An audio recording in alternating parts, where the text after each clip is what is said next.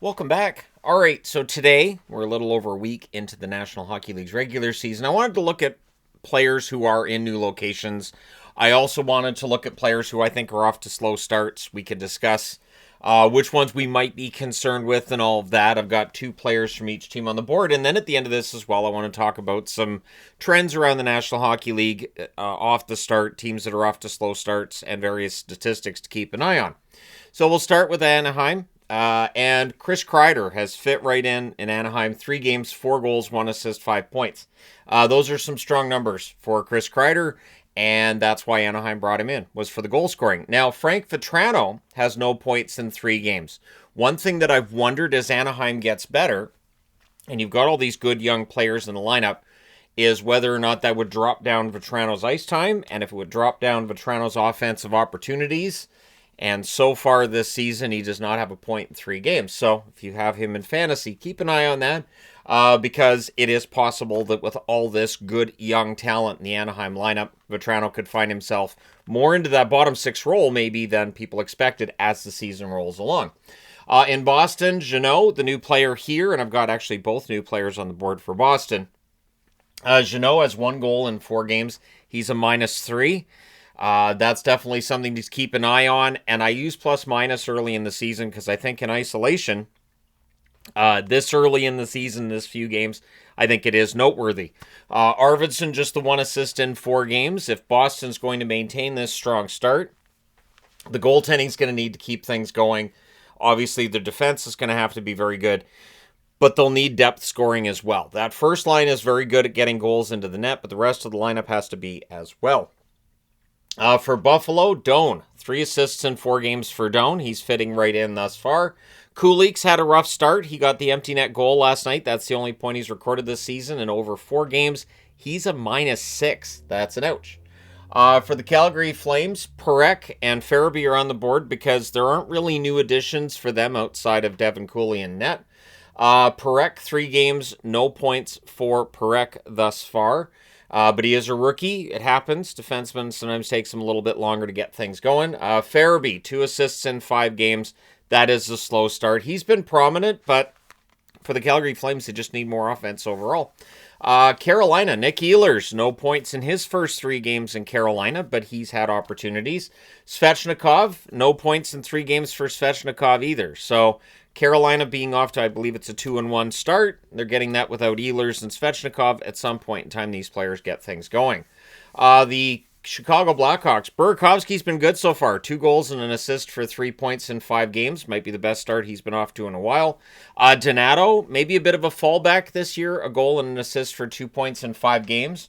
Donato had a career high in goals last season. I don't think many are expecting, if any at all, for him to repeat that. He did stay in Chicago, which works for him and for the Blackhawks, but I do expect Donato's totals to stay. 2 points in 5 games is probably about right. That'd be 20 points in 50 games, 10 goals in 50 games. But we'll see how things go for Donato. Donato as well is going to have the same issue as Vatrano, whereas the young players are coming up in Chicago who are more talented. It may drop down Donato's opportunities. For Colorado, Brent Burns, the addition for them, 2 assists in 4 games. I think he's looked fine so far for Colorado. Nichushkin off to a bit of a slow start, 1 assist in 4 games, but he can be very streaky. So at some point in time, Nichushkin's going to get things going. We'll see if it's over the next couple of weeks. The good news for him is Colorado has looked very good overall, 3-0-1 in their first 4 games. Charlie Coyle, the new addition for Columbus from Colorado, 1 assist in 3 games for him so far. Kent Johnson amongst the slow starters for Colorado. Columbus even. No points in 3 games for Kent Johnson of the Columbus Blue Jackets. But yeah, so Columbus not off to an awful start, and definitely Johnson's going to get the points soon enough. For Dallas, Bastion, basically not a team that added a lot this offseason. The cap really restrained them that way. They got their big addition in Rantanen last season. Anyways, Bastion with 1 goal in 3 games. I think he's looked decent in a bottom 6 role. Maverick Bourque, just the 1 assist in 3 games. It does feel like Bourque's going to start getting the points for Dallas soon enough. So, yeah, we'll see if that takes place before the end of October, of course. Rule number one when you're doing a video: make sure you don't spit. All right, but yeah, Bastian and Bork. All right, Detroit, Appleton, 3 goals in 4 games for Appleton. He's fit in very well. He is playing a top-line role with Raymond out, so he's taking advantage of that. Brandzik Nygaard, a -3 in his first 4 games this season. No points. And that's the thing. A player can have a really good preseason, can look really good. The NHL's regular season is quite different. I think it's just taken him a bit. I think he'll figure it out. Whether he figures that out in Detroit or if he needs a stint in the AHL still remains to be seen. For the Oilers, Mangiapane, 2 goals and an assist for 3 points in 3 games. He's looked quite good.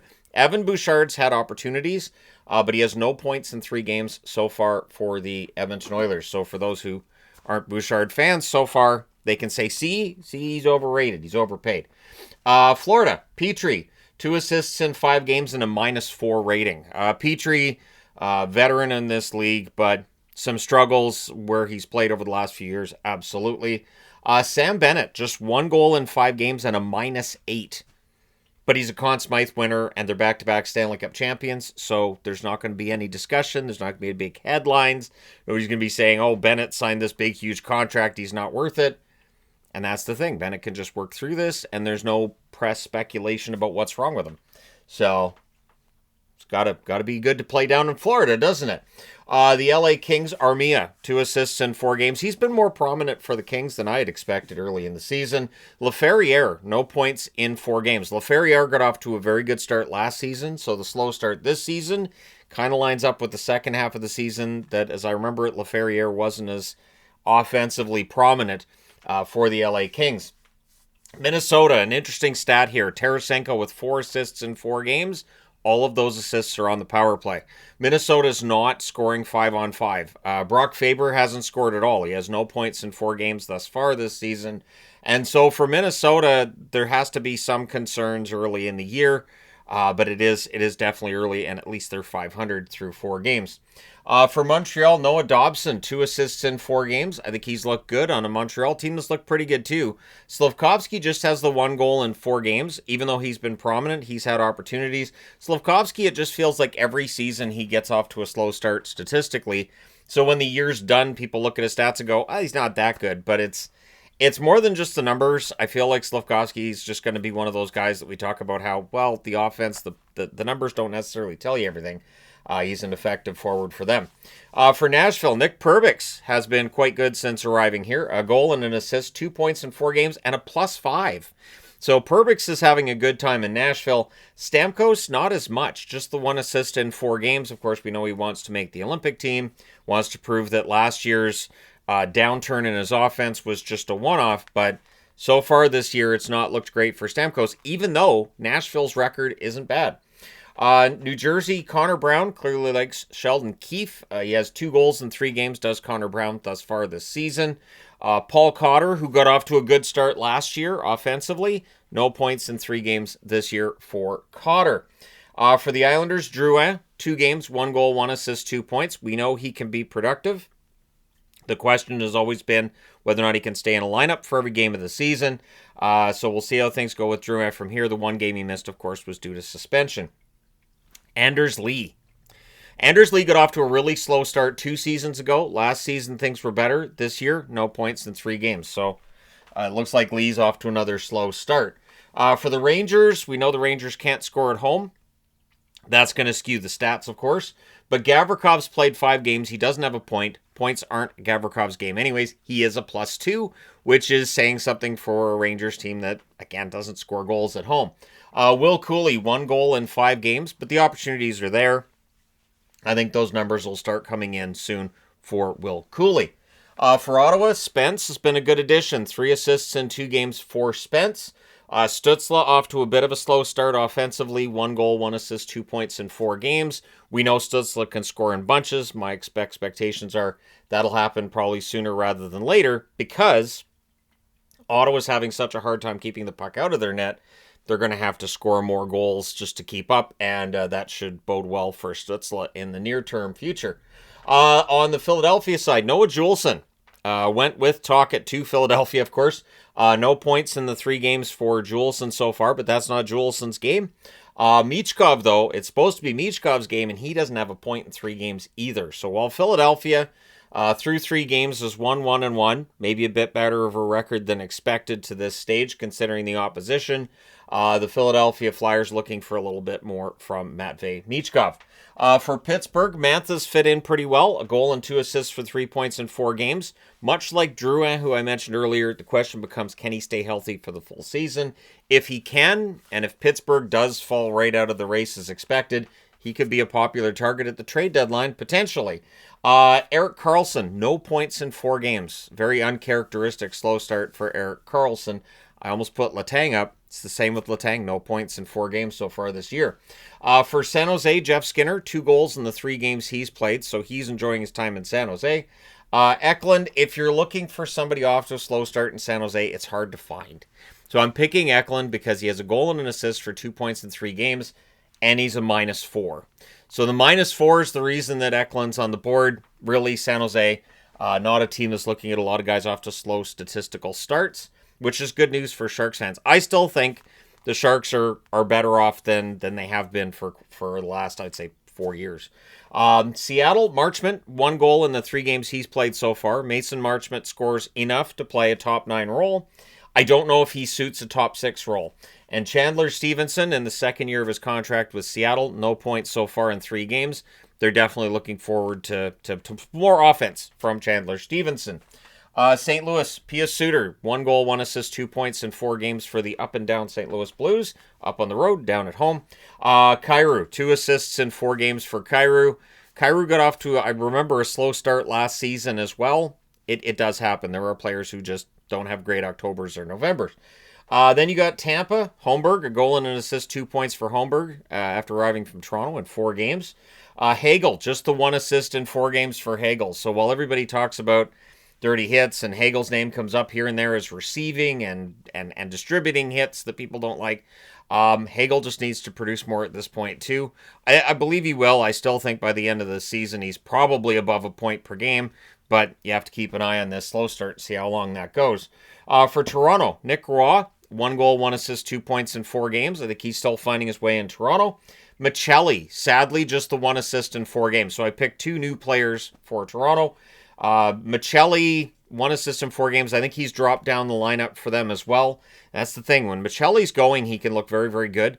But he did not have a great season last year in Utah. I was hoping for a turnaround in Toronto. So far, that turnaround has not taken place. Which brings us to Utah. Peterka, 2 goals and assist for 3 points in 4 games. Good start for him, and he had a beautiful goal last night for them. Clayton Keller, just the 1 assist in 4 games. Surprisingly low totals from Keller. But Utah has had surprisingly big struggles in terms of their offense so far this season, in terms of finish. They've played well, they just haven't had that finish at the net. For Vancouver, Evander Kane, 1 assist in 3 games. He's a -2. Apparently tonight he's playing in the bottom 6. I'm not entirely surprised because Evander Kane didn't play during the regular season last year, combined with the fact that he's on a new team this year, and he's getting older, and players just, they get older. Pettersson, also known as the worst player to ever play in the history of the game, I guess. 1 assist in 3 games for Pettersson, and I'm already hearing the ridiculousness. Craig Button getting some attention locally for saying that he could be a buyout candidate for the Canucks by the end of the season. Go to Puckpedia and buy out his contract and see how much money that saves the Canucks. He is not a buyout likelihood at this point because the bonus money can't be bought out. So for good or for bad, the Canucks are stuck with what they're stuck with at this point in time. But now everybody's saying they need a center. The Canucks know. They looked all off season. They couldn't find one. For Vegas, Marner has fit in quite well. 4 points in 4 games, all of them assists, but he's a +5. Vegas, really good production from that top 2 lines.